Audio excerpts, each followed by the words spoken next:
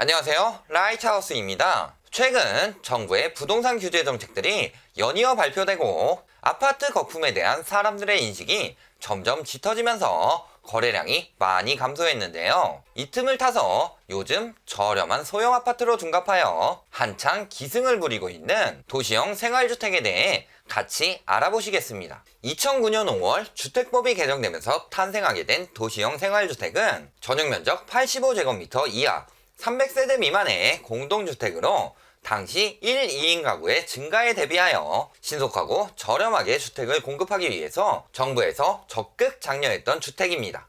아파트에 비해서 저렴한 분양가에 상업지에도 지어질 수 있어 좋은 입지를 지닌 현장들은 많은 인기를 얻기 시작했죠. 도시형 생활주택은 원룸형과 단지형으로 나뉘는데 원룸형의 경우 연면적이나 층수 제한이 없어 외관상 소형 아파트처럼 생겼기 때문에 소형 아파트로 홍보하기도 합니다. 당시에 도시형 생활주택의 빠른 보급을 위해 층수 외에 각종 완화 정책으로 공동주택임에도 규정에서 제외된 항목들이 상당히 많은데요. 건설 방면으로 보면 필수 사항인 외부 소음 보호, 배치 기준 척도 층간소음 등이 제외되며 부대 복리시설인 관리사무소, 조경, 부대시설, 놀이터, 경로당까지 빼주게 됩니다. 여기에 동간 이격거리까지 완화하니 옆건물의 위치에 영향도 덜 받으며 원룸형의 경우 주차 대수까지 대폭 완화하는 등 공동주택 중 상당히 제약이 적은 편이죠. 얼핏 보면 그렇게 큰 문제점은 없어 보이지만 이때의 완화 정책이 유지되며 현재까지도 수많은 골칫거리를 만들어내고 있습니다.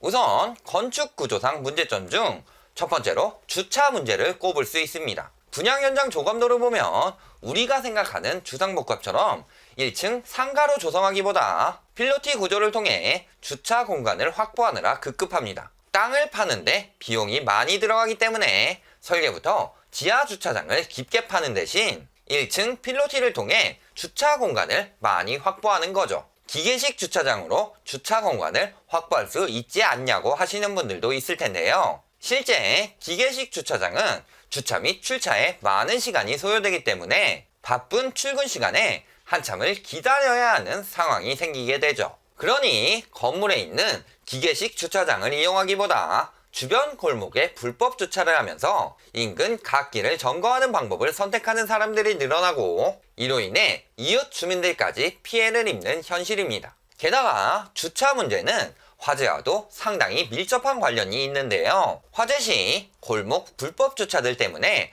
소방차 진입이 어려워 골든타임을 놓치게 되는 경우가 발생하기도 하니까요. 앞에서 말했듯 이격거리 제한이 거의 없으니 건물이 가깝게 지어지면서 당연히 일조권과 사생활을 침해받는 것은 물론 다른 건물로 화재가 번지기도 합니다. 소형 아파트라고 홍보하는 것처럼 좁은 공간에 올라간 하나의 건물에 300가구씩 밀집되어 있으니 화재만 번지면 정말 끔찍한 상황이 벌어질 수도 있으니까요. 게다가 드라이비트 공법으로 화재에 취약한 재질을 사용하니 화재가 생기면 순식간에 불이 번지는데요. 심지어 소방서에서 직접 기사를 낼 정도로 큰 문제로 대두되고 있습니다. 이뿐일까요? 전용률을 뻥튀기 하기 위해 계단이나 복도 등의 주거 공용 면적을 줄이는 꼼수까지 사용하면서 비상 계단이나 대피로가 좁게 만들어지게 되는데요. 이 역시 화재 시 대피할 때 큰 문제로 작용하죠. 또 10층 이하는 스프링클러를 설치하지 않아도 되는 규정을 이용해 건설사들이 이런 필수 장비까지도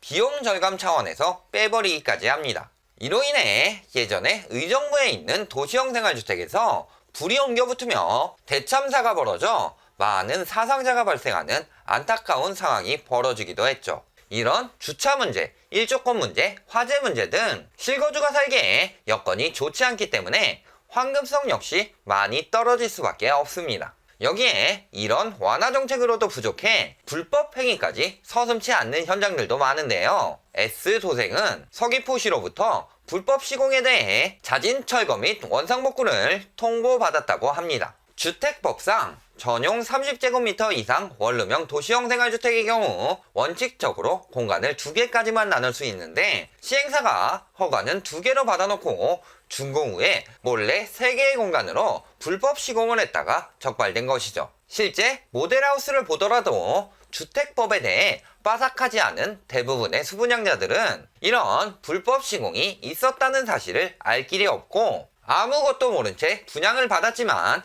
이미 시공사 시행사는 손댄 지 오래. 결국 눈물을 머금고 이행강제금을 낼 수밖에 없는 거죠. 게다가 준공 이후에 불법 공사로 인해 추가로 생겨난 방은 냉난방 등의 문제가 있어 사비를 써서 보완하기도 해야 하는 등 멋모르고 저렴하게 분양받았다가 많은 추가 비용을 물 수도 있습니다. 또 청주의 한 도시형 생활주택은 넓은 테라스를 강조하며 가구당 2, 3천만 원의 추가 이익을 챙겼으나 실제로는 테라스 전용이 불가한데도 되는 것처럼 가장하는 등 가뜩이나 불안한 건물 구조에 불법까지 더하며 입주자들의 피해가 커지고 있으니 주의하셔야만 하죠. 하지만 이런 점들이 거의 개선되지 않은 채 저렴한 가격만을 강조하며 소형 아파트로 계속 홍보를 하는데요. 자세히 알아보지 않고 아파트인 줄 안 채 분양을 받았다가 낭패를 보기 쉽죠. 최근 아파트 시장이 주춤한 틈새를 노려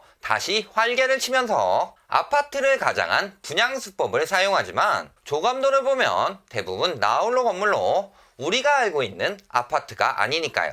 그렇게 해놓고 역세권 입지와 풍부한 배후 수요를 내세우며 입지가 좋은 소형 아파트이냐 투자까지 권하고 있는 게 현실인데요. 건물을 직접 확인하고 분양받을 수 있는 선시공 후분양 아파트라고 홍보하기도 하며 각종 호재를 끌어와 부풀리는 과대 광고도 서슴지 않습니다. 어차피 시행사 대행사는 팔아먹으면 끝이니 앞에서 말한 문제점들은 숨긴 채 자극적이면서 공격적인 상담 멘트와 브리핑을 통해서 팔아먹지만 그 자신감과 배짱 속에 책임감은 1도 없죠. 하물며 공사가 중단되어 다른 업체가 낙찰받아서 다시 분양을 하는 경우도 많은데요. 아파트도 분양에 문제가 생기고 있는 현실이라 도생 역시 분양이 잘 되는 편이 아니죠.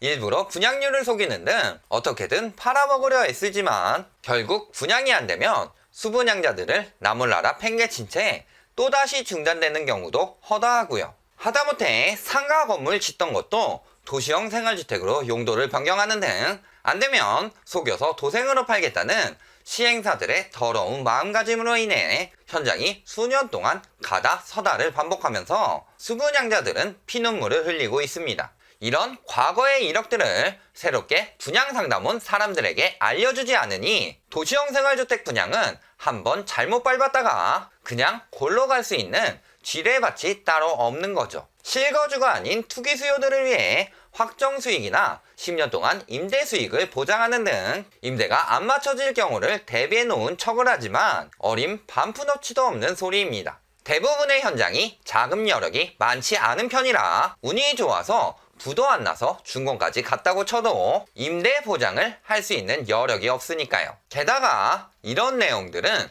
대부분 대행사에서 분양을 하기 위해 저지른 짓일 뿐 계약서에 내용이 명시되어 있더라도 시행사가 아닌 대행사의 책임을 물어야 하죠. 하지만 대행사들은 이미 허위 계약으로 분양을 시킨 뒤 수수료만 챙기고 사라진 지 오래. 이를 증명하더라도 돌려받을 길은 막막하기만 합니다. 결국 엄격하지 않은 건축법을 이용하여 갖가지 꼼수를 남용하고 심지어 불법적인 구조 변경까지 하며 여러 가지 문제를 속출하게 만들고 있지만 특별한 경우를 제외하고는 보통 대형 건설사가 아닌 중소형 건설사들이 진행하기에 분양하고 사라지는 등 책임이 없는 경우가 많습니다. 그럼에도 이런 구조적 결함은 숨긴 채 명품 아파트인 양 가장하여 입주자들을 희롱하는 사기 분양으로 많은 피해를 끼치고 있죠. 따라서 소형 아파트라고 홍보하는 것이면 일단 의심해 보시고 용도가 아파트인지 도시형 생활주택인지를